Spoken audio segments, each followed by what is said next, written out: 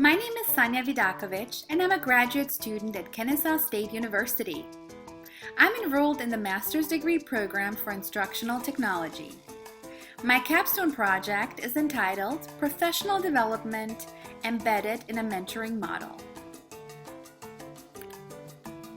Technology offers teachers the ability to transform the quality of instruction to achieve a more student-centered learning environment, have more differentiated instruction, develop problem or project-based learning, and demand higher order thinking skills. At Kittredge Magnet School for High Achievers, we reviewed and selected a technology tool to support our learning goals. We implemented a one-to-one iPad initiative and came to the conclusion that all teachers, but especially our new staff members, could benefit from more professional development sessions embedded in an actual mentoring model. This model would offer proper training, support, and guidance. The overarching goal of the project was to design professional sessions at the school concerning the one-to-one iPad initiative, as well as to work on team building by creating a small community of technology experts. The plan for my capstone project was to use an online questionnaire to determine specific teacher technology needs on the functionality and use of iPads and other digital tools. In addition, monthly mentoring program meetings were held to help new staff members to understand the school's initiative more clearly and to accustom to their new work environment. The survey results, along with the post-discussion notes from the mentoring meetings, were used to design and implement technology professional development sessions.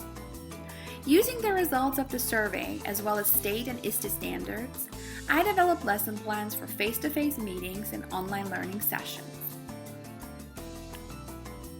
The professional development topics were gathered from teacher feedback and consisted of screencasts, Google applications such as forms, docs, slides, etc., Pretzis, MobiMax, our school subscription, and other expositions of Web 2.0 tools. At the end of the school year, a post-survey evaluated increased teacher self-efficacy when dealing with iPads, as well as increased teacher knowledge of other technology tools. Survey results, comparisons, and reflections were shared with the administrative team and the school's technology and mentoring committee.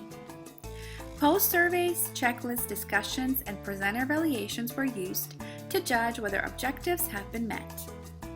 All data gathered supported the project's goal to develop and implement technology-based professional learning that aligns to state and national professional learning standards, integrates technology to support face-to-face and online components, models principles of adult learning, and promotes best practices in teaching, learning, and assessment with the one-to-one iPad initiative. Comments and feedback from administration and staff were considered in the evaluation process as well. Achievement in all professional development sessions embedded in a mentoring model indicated a successful capstone project. Now, let's take a look at some of the sample survey questions. One of them asked about the teacher's opinion on the importance of technology integration in their classroom. This survey question helped me, so to say, feel out the staff's perception of technology. Another question asked about specific tools or concepts that teachers wanted to learn about. This, on the other hand, gave me great information on topics to begin with and plan the professional development sessions. Yet another question found in the survey was about specific Web 2.0 tools that teachers already were using in their classrooms. I did not want to present on tools that teachers knew about and waste their time. My goal was to teach my colleagues about new innovative tools that would transform their instructional practice. Here's another example of an actual checklist used in the capstone project. Teachers were asked to check out the items they learned about in one of the PD sessions. The goal was for every educator to check off the yes bracket. I collected and reviewed the checklists. However, I had to revisit and coach some teachers individually on the items that were checked off with a no to ensure that they have mastered the session's objectives and the skills necessary to implement our initiative. Figure 1 presents a pie graph of a survey question which shows that more than 70% of the Capstone participants consider themselves proficient in technology use. Subsequently, Figure 2 displays that more than 50% of teachers believe that it is very important to integrate technology in the classroom. This data was very valuable to me in proceeding with the Capstone project and creating PD sessions accordingly. The Capstone experience took place at Kittredge Magnet School for High Achievers. Kittredge Magnet School is an elementary school within the DeKalb County School District in Atlanta, Georgia. The school participated in its first one-to-one iPad integration technology program. The goal of this initiative was to provide every student with a tablet in order to develop their 21st century digital skills. In addition to working on the new iPad initiative, the school's administration team hired a number of new staff members as well. And soon we came to the conclusion that our new staff members could benefit from professional development opportunities embedded in a mentoring model to enhance their practice and receive the support and guidance they needed as new members of the school. So my Capstone work began immediately with a focus on improving new staff's knowledge and skills on the functionality and use of iPad tablets, including Apple TVs and Promethean boards.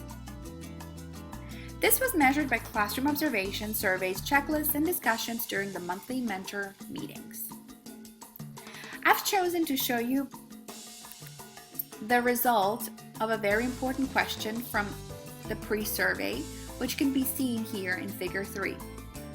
According to the data, it can be concluded that I was able to increase the classroom technology use from 27% of teachers who use it between 1 to 3 times per week to 64% as seen in Figure 4.